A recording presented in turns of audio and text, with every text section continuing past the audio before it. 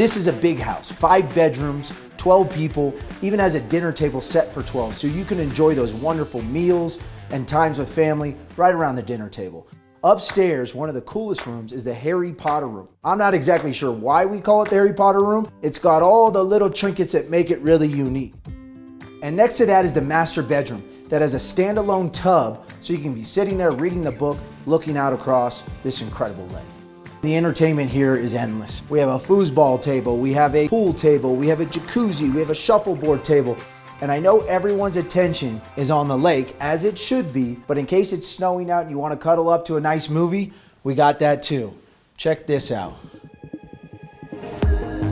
One of the things I like the most about this kitchen is it has all the modern appliances, but it's also accented with stainless steel everywhere. But perhaps the coolest piece is that this all flows into an open design concept. So while your kitchen, you're still hanging out with the people playing pool, and you have the dinner table right over here that sits 12 people.